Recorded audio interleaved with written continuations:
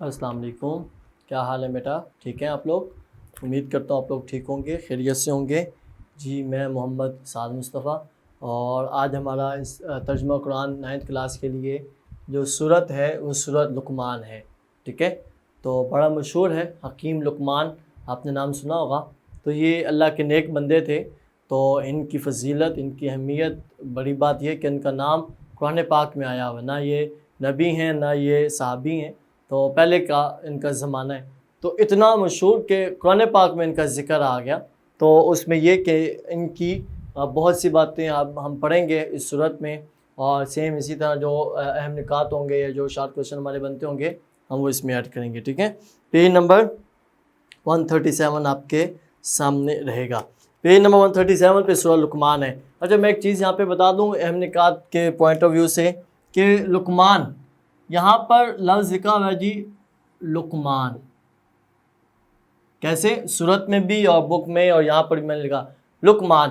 اس کو دو طرح سے لکھا جا سکتا ہے، لقمان بھی اور یوں لقمان، کھڑی زبر کی جگہ الف لگا کے، ٹھیک ہے؟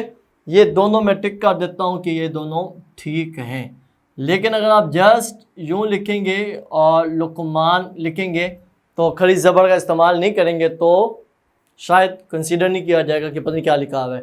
تو ہمیں ان چیزوں کا تھوڑا سا اچھے سے کلیئر کرنا ہے۔ بار بار میں نے آپ کو بتایا ہوا ہے کہ سارا کویسچن ہمارا ڈیپینڈ کر رہا ہوتا ہے ورڈنگ پہ، اور ہمارا کی ورڈ کیا ہے جی؟ سورت کا نام۔ اگر ہم سورت کا نام ہی صحیح نہیں لکھیں گے تو آنسر ہمارا کہیں پر بھی ہمیں جو ہے وہ کنسیڈر نہیں کیا جائے گا، ٹھیک ہے؟ تو یہ دو ٹک کر دیے، یعنی ایسا بھی ہو سکتا ہے ایسا بھی ہو سکتا ہے، یہ ہمارا لکھنا درست نہیں ہے جب کہ اس کے اوپر کھڑی زبر نہ لگائی جائے تو، ٹھیک ہے جی۔ سورۃ لقمان مکی صورت ہے، مکی صورت ہائی لائٹ کرنا ہے، اس میں 34 آیات ہیں، 34 آیات ہائی لائٹ کرنا ہے۔ سورۃ لقمان مکی دور میں اس وقت نازل جب کفار مکہ کی مخالفت اپنے روج پتی، کفار مکہ لفظ ہائی لائٹ کرنا ہے، وہ مختلف ہیلوں بہانوں اور پرتشدد کارروائیوں سے اسلام کی نشر و اشاعت کا راستہ روکنے کی کوشش کر رہے تھے۔ اس صورت میں چونکہ حضرت لقمان کے اپنے بیٹے کو نصیحتوں کا تذکرہ ہے، اپنے بیٹے لفظ ہائی لائٹ کریں گے ذرا، حضرت لقمان نے کن کو نصیحتیں کی تھیں؟ اپنے بیٹے کو۔ بیٹے کا مطلب ایک بیٹا، بیٹوں نہیں آئے گا۔ اگر آپ کویسچن میں بیٹوں لکھیں گے آنسر تو شاید وہ کنسیڈر نہیں کیا جائے گا، کیونکہ جہاں لفظ لکھا ہوا ہے بک میں تو اسی ورڈنگ کو فالو کرنا ہے۔ اپنے بیٹے کو نصیحتوں کا تذکرہ ہے، اسی لیے اس سورت کا نام سورت لقمان رکھا گیا ہے۔ تو یہ ہم وجہ تسمیہ بھی اس میں ایڈ کریں گے بریکٹ کر کے، وجہ تسمیہ۔ سورت کو یہ نام کیوں دیا گیا؟ اپنے بیٹے کو نصیحتوں کا تذکرہ ہے۔ آگے، حضرت لقمان اہل عرب میں ایک عقل مند اور دانشور کی حیثیت سے مشہور تھے۔ تینوں لفظ ہائلائٹ کرنے، اہل عرب میں اور عقل مند دانشور۔ ان کے حکیمانہ باتوں کو اہل عرب بہت وزن دیتے، اہل عرب لفظ ہائلائٹ کرنے ہیں، ٹھیک ہے؟ اور اس سے آگے کہ یہاں تک کہ شاعروں نے اپنے اشعار میں ان کا ایک حکیم یعنی دانا کی حیثیت سے تذکرہ کیا ہے۔ قرآن مجید نے اس صورت میں یہ واضح فرمایا کہ حضرت لقمان جیسے حکیم اور دانشور جن کی عقل و حکمت کا تم بھی لوہا مانتے ہو، وہ بھی توحید کے قائل، توحید کا لفظ ہائلائٹ کرنا ہے کہ حضرت لقمان کو غیر مسلم کفار مکہ وہ بھی لوگ مانتے تھے، تو انہیں یہ سمجھایا گیا کہ وہ بھی اللہ کو ماننے والے توحید کے قائل تھے۔ انہوں نے اللہ تعالیٰ کے ساتھ کوئی شریک ماننے کو ظلم عظیم قرار دیا۔ ظلم عظیم لفظ ہائلائٹ کرنا ہے، قرآن پاک کی ایک مشہور آیت ہے ان الشرک لظلم عظیم، وہ اسی میں ہے۔ تو ظلم عظیم یعنی بہت بڑا ظلم قرار دیا گیا، شرک اور ظلم عظیم لفظ ہائلائٹ کرنا ہے۔ اور اپنے بیٹے کو نصیحت کی تھی کہ تم کبھی شرک مت کرنا ہے، شرک لفظ ہائلائٹ کرنا ہے۔ آگے اس کا ہم پڑھیں گے خلاصہ۔ خلاصہ کیا ہے جی؟ کہ سورۃ لقمان کا خلاصہ توحید کے دلائل، کردار سازی اور آخرت کی یقین دہانی ہے۔ تو یہ ایک لائن میں اس کا خلاصہ آ جائے گا۔ آگے ہے جی مضامین۔ مضامین کی یہاں پہ ہم ایک ہیڈنگ بنائیں گے، تو مضامین سورۃ لقمان کے شروع میں قرآن مجید سے فائدہ اٹھانے والوں کے اوصاف بیان کیے گئے، قرآن مجید سے فائدہ ہائلائٹ کریں گے۔ پھر حضرت لقمان کی وہ نصیحتیں ہیں جو انہوں نے اپنے بیٹے کو فرمائی۔ شارٹ کویسچن میں بھی آ سکتا ہے، لانگ میں تو ہمیں ایڈ کرنا ہی کرنا ہے کہ حضرت लुकमान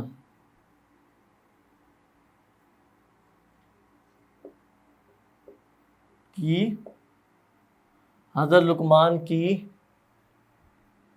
कुछ नसीहतें।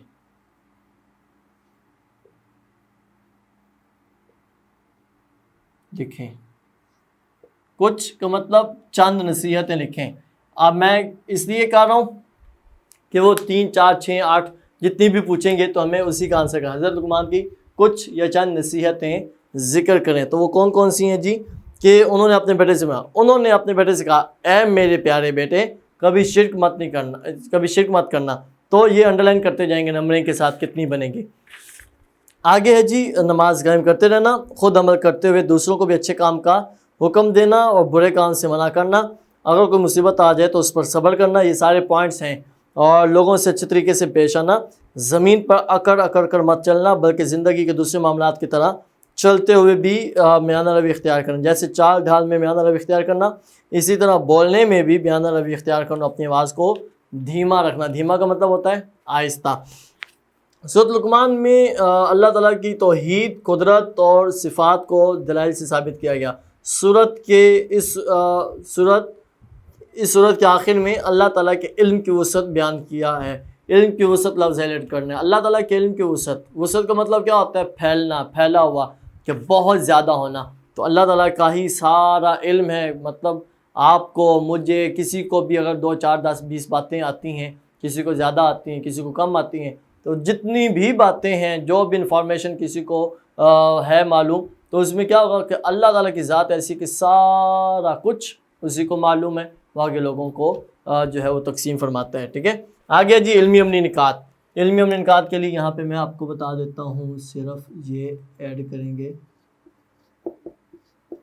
इल्मी अमली निकात। सबसे पहले जी सूरत लुकमान का मुताला करने से जो इल्मी अमली निकात मालूम होते हैं, उनमें से कुछ ये हैं। नंबर 1, हिकमत और दनाई का तकाजा है कि सबसे बड़े मोहसिन का मतलब एहसान करने वाला, अल्लाह ताला का शुक्र अदा किया जाए। हाईलाइट करेंगे अल्लाह ताला। सबसे बड़ा मोहसिन कौन है? अल्लाह ताला। यहाँ एक सवाल बनाएंगे, उसके आंसर हमें 2 पॉइंट में नज़र आएगा। सूरत लुकमान के मुताबिक